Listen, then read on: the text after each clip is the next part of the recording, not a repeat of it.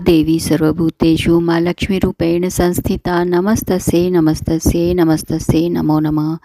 आप सभी को दीपावली की बहुत बहुत शुभकामनाएं। माता लक्ष्मी आप सभी के घर में धन के भंडार भरे और आप सभी को सारी खुशियां मिले। आज आप सुनेंगे दीपावली के पर्व की कथा और कहानियाँ। हर साल कार्तिक अमावस्या के दिन लक्ष्मी पूजन का महापर्व दीपावली मनाया जाता है। इस दिन लक्ष्मी जी और गणेश जी की पूजन का विधान है।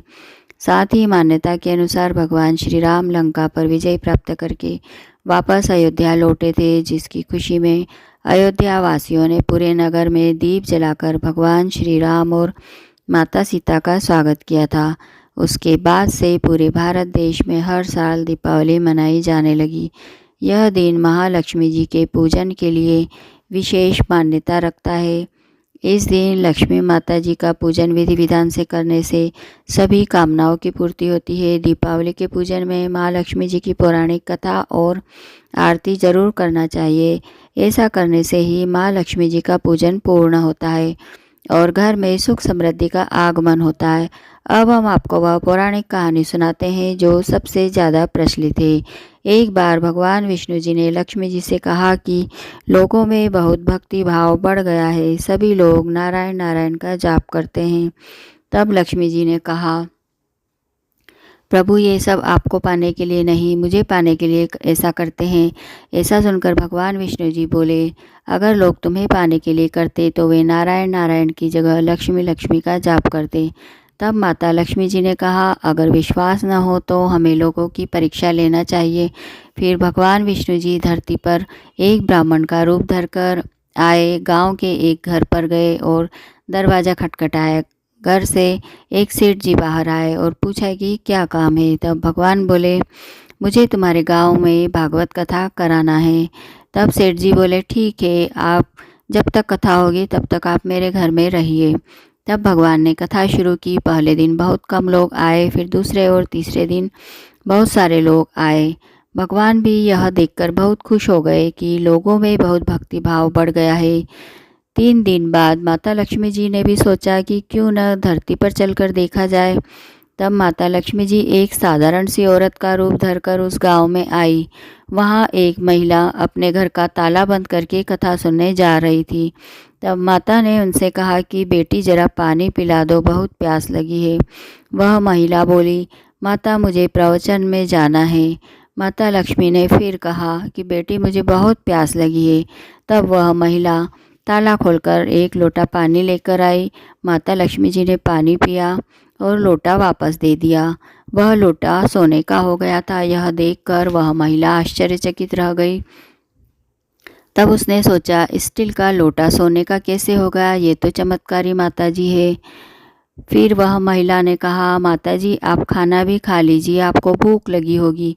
तब माता लक्ष्मी जी बोली, तुम जाओ बेटी, तुम्हारा प्रवचन सुनने का समय हो रहा है। वह महिला फिर प्रवचन में गई, लेकिन उसने वहाँ सबको यह बात बताई।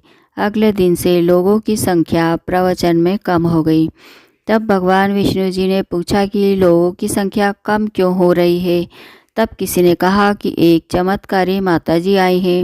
वह जिसके घर रुकती है, खाना खाती है, वह बर्तन सोने के हो जाते हैं, इसलिए लोग प्रवचन में नहीं आ रहे हैं। तब भगवान नारायण समझ गए कि लक्ष्मी माता जी का आगमन हो चुका है। यह बात सुनते ही सेठ जी ने कथा का आयोजन जिन्होंने किया था वो भी वहाँ से धीरे से खिसक लिए और माता लक्ष्मी जी के पास पहुँच गए और बोले, भगवान की कथा का आयोजन तो मैं करवा रहा था, आपने मेरे ही घर को छोड़ दिया। माता लक्ष्मी जी बोली, तुम्हारे घर तो मैं सबसे पहले आने वाली थी, लेकिन तुमने अपने घर में जिस कथा कहने वाले को ठहराया है, तुम उन्हें यहाँ से पहले जाने को कहोगे तभी मैं वहाँ आकर रुक सकती हूँ। सेठ जी ने कहा, बस इतनी सी बात, अभी मैं उनकी व्यवस्था किसी धर्मशाला में कर देता हूँ। जैसे ही भगवान कथा कहकर सेठ जी के घर आए, सेठ जी बोले, महाराज मैंने आपके ठहरने की व्यवस्था धर्मशाला में कर दी है। तो भगवान बोले, अभी तो 3 दिन की कथा और बाकी है। सेठ जी बोले, नहीं नहीं, आप यहाँ नहीं रुक सकते, मुझे यहाँ अपने किसी खास मेहमान को ठहराना है। इतने में वहाँ पर माता लक्ष्मी जी भी आ गई और सेठ जी से बोली कि आप थोड़ा बाहर जाएं, इनसे मुझे बात करना है। माता लक्ष्मी जी ने भगवान विष्णु जी से बात की और कहा कि प्रभु अब तो आप मान गए ना। तब भगवान विष्णु जी बोले, लक्ष्मी जी तुम्हारा प्रभाव तो है, परंतु तुम्हें मेरी एक बात तो माननी ही पड़ेगी। तुम यहाँ तभी आई जब संत के रूप में मैं यहाँ आया। संत जहाँ कथा करेंगे वहाँ लक्ष्मी जी का निवास जरूर होगा। यह कहकर नारायण भगवान वहाँ से वैकुंठ के लिए प्रस्थान कर गए। अब प्रभु के जाने के बाद सेठ जी के घर सभी गांव वाले की भीड़ लग गई। सभी चाहते थे कि माता लक्ष्मी उनके घर बारी बारी से आकर रहें। तब लक्ष्मी जी ने सेठ जी और बाकी गांव वालों को कहा कि अब मेरा यहाँ क्या काम, मैं भी यहाँ से जा रही हूँ। सभी गांव वालों को हैरानी हुई। माता ने कहा कि मैं वहीं रहती हूँ जहाँ भगवान नारायण का वास होता है। आप सभी ने उन्हें यहाँ से निकाल दिया, तो फिर मेरा यहाँ क्या काम, मैं यहाँ कैसे रह सकती हूँ। यह कहकर माता लक्ष्मी जी भी अंतर्ध्यान हो गई। जहाँ परमात्मा का वास है वहाँ माता लक्ष्मी का भी वास होता है। केवल माता लक्ष्मी के पीछे भागने वालों को कभी स्थायी माया नहीं मिलती है। आप सभी पर माता लक्ष्मी की कृपा बनी रहे।